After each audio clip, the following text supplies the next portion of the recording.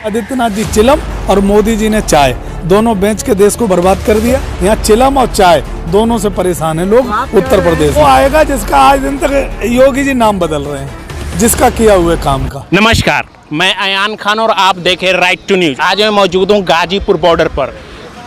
UP चुनाव नज़दीक है।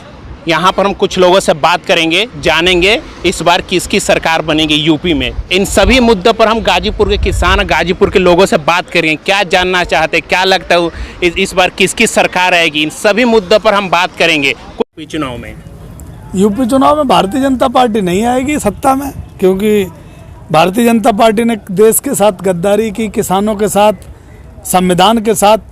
देश में कोई नहीं छोड़ा जो ठगा नहीं जिसे। तो भारतीय जनता पार्टी इस बार सत्ता में नहीं आ रही है।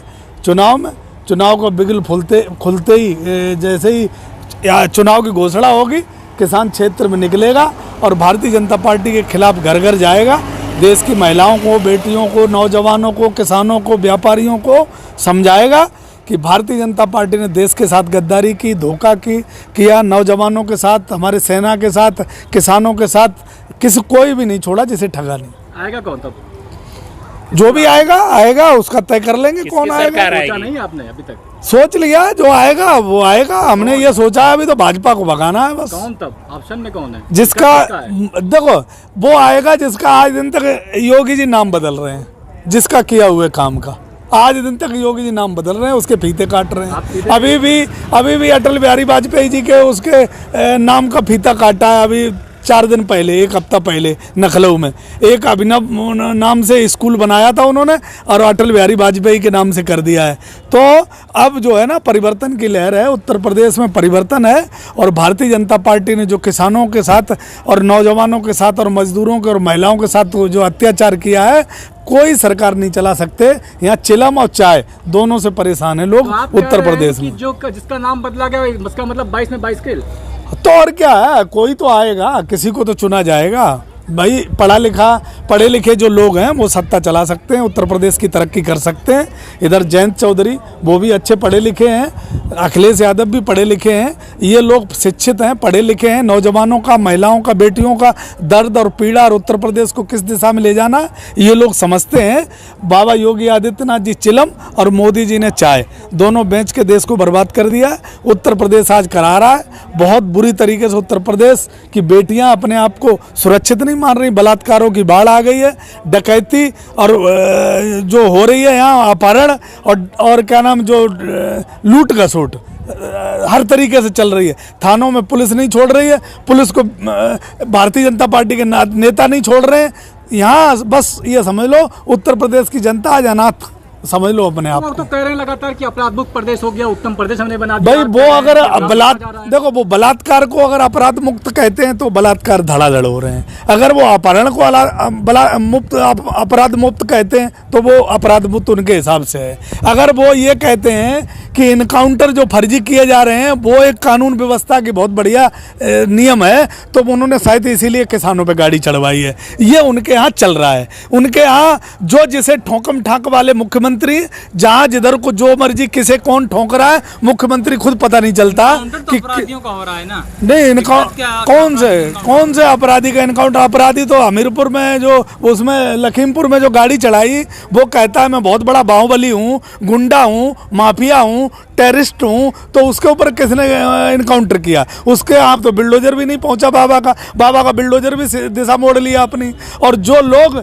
आजम खान जैसे और जो लोग जो थे, जो यूनिवर्सिटी बनवाए, जो लोगों के लिए काम करते थे, उन पे इन्होंने बिल्डोजर चला दिया। तो आरोप है कि जमीन घोटाला का आरोप। तो आरोप यार, उनने 5 गाड़ियां चढ़ा दी हूँ, 5 किसानों को मार दिया, उस पर आज दिन तक कोई आरोप नहीं है। मुआवजा तो मिल रहा है ना, सरकारी नौकरी। तो मुआवजा मिल रहा है ना, मुआवजा तो उनको भी मिल जाएगा, वो भी मर आ जाए जो जिन्होंने गाड़ी चढ़ाई। कौन देगा मुआवजा? मुआवजा हम दे देंगे, 1-1 रुपया इकट्ठा करके। क्या दिक्कत है? किसके नाम पर वोट दिया जाएगा?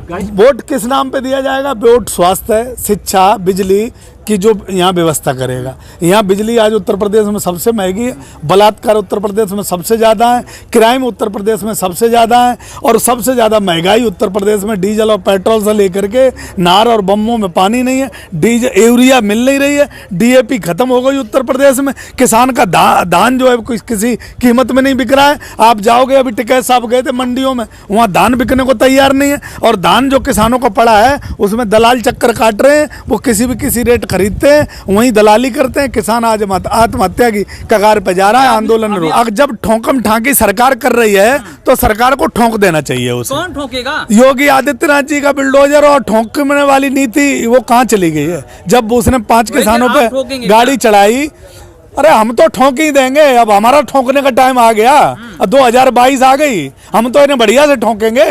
अब ठोकने का टाइम अब हमारा आया, 5 साल में हमें एक बार मिलता है, अब हम ठोकेंगे ना इन्हें, आने दो ना गाँव में इन्हें। इनका ठोका ठाकी ऐसी कर देंगे कि इनकी ठोकने वाली नीति इनको उल्टा करके दे देंगे, ये चले जाएंगे। नहीं, आपका ये इशारा तो नहीं, लगातार बीजेपी की जो विधायक और सांसद हैं पीटे जा रहे हैं, चाहे भी प्रतापगढ़ के अंदर संगम लाल गुप्ता को बीजेपी के सांसद है, उन्हें भी मारा गया। भाई जिन हरकतें आप भी ऐसे ही करने की बात कर बिल्कुल ऐसे ही हरकतें कर रहे हैं। देखो, किसान हिंसा नहीं चाहता, किसान किसी को मारना नहीं चाहता, किसान को जो समय आने वाला है 2022 उसमें किसान पूरी तरीके से ठोका ठाकी करेगा। दौड़ा मारेंगे नहीं, वोट के माध्यम से जो हम कहते हैं वो मशीन में अगर मिला तो मौका मशीन में ठोकेंगे, और अगर मोहर मारने का मौका मिला तो मोहर से बैलेट पेपर से ठोकेंगे, पर इन्हें ठोकेंगे जरूर। उत्तर प्रदेश में नहीं रहने देंगे। राज्यपाल सत्यपाल मलिक ने कहा कि उत्तर प्रदेश कई जिलों में बीजेपी सांसद विधायक घुस नहीं पा रहे हैं। भाई मुझे घुसने नहीं दे रहा है। बिल्कुल सही कह रहे हैं, राज्यपाल मलिक साहब को शायद जानकारी है जमीन की।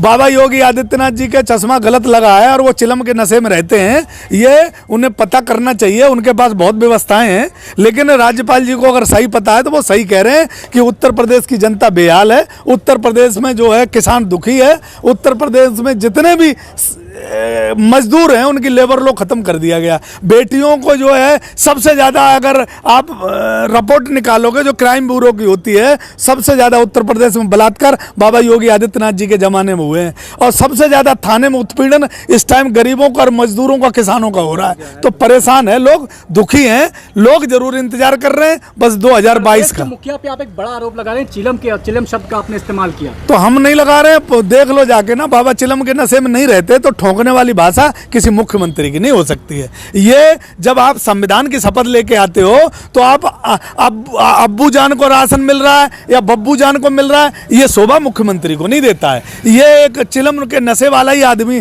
कह सकता है। आप जब संविधान का शपथ लेके आते हो तो आप एक एक नागरिक के मुख्यमंत्री होते हो। आप में संविधान में ये कहते हो हम किसी के साथ भेदभाव नहीं करेंगे जब आप शपथ लेके आते हो। और ये जो कर सकता है, जो अब्बू जान और बब्बू जान और अम्मी जान, ये कौन करता है? ये वही करता है जो आदमी शपथ को नहीं जानता है, संविधान को नहीं जानता है और नशे में का लती होता है, वही कर सकता है। कोई अच्छा मुख्यमंत्री देश का वो नहीं कर सकता। इससे पहले भी मुख्यमंत्री बने, उन्होंने कभी इस तरीके की भाषा नहीं बोली। राजनाथ जी ने एक बयान उन्होंने दिया था कि सावरकर ने माफी महात्मा गांधी की कहने पर मांगी थी, आप इस चीज को कैसे देखते हैं? मैं तो यार कहता हूँ राजनाथ जी को क्या हो गया। राजनाथ जी अच्छे खासे थे जब कांग्रेस के साथ टिकैत साहब के साथ मंच शेयर करते थे और किसानों की बात करते थे।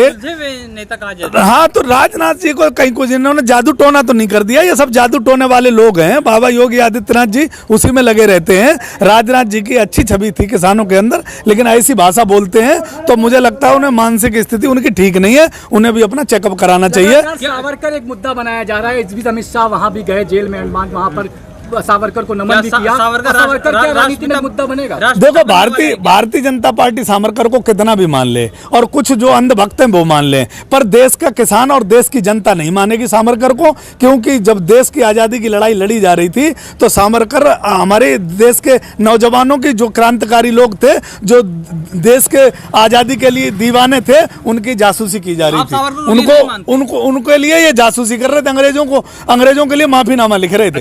देश आखिरी सवाल है, आप वीर नहीं मानते सावरकर? मैं नहीं मानता वीर, जो देश के लिए गद्दारी करता हो, देश को राष्ट्र के नाम बेचता हो, अंग्रेजों के कदमों में रखता हो, वो वीर नहीं हो सकता है, वो देश का गद्दार होता है। ये मानते इतिहास बदलने की कोशिश कर रहे हैं, कितना इतिहास बदलेंगे। पटेल जी ने जिंदगी भर इन पे बैन लगा के रखा है, पटेल जी की मूर्ति का आड़ लेते हैं, गांधी जी के चश्मे की आड़ लेते हैं ये, और जरूरत पड़ती है चौधरी चरण सिंह जी की आड़ ले लेते हैं, अभी कल बाबा टिकैत की आड़ लेने लगेंगे। तो ये अपने जीने के लिए सहारा चाहते हैं, इनका देश से वजूद खत्म हो चुका है। हमें सावरकर से पीड़ा लेने की जरूरत नहीं है, हमें हमारे आसफुल्लाह खान से लेकर और चंद्रशेखर आजाद से लेकर के, राजगुरु से लेकर के बहुत है, महात्मा गांधी जी भी थे। हमें किसी सावरकर से हमें देश के साथ गद्दारी नहीं करनी। ये खून जब तक शरीर में रहेगा, देश के लिए लड़ेंगे, संविधान के लिए लड़ेंगे, राष्ट्र के लिए।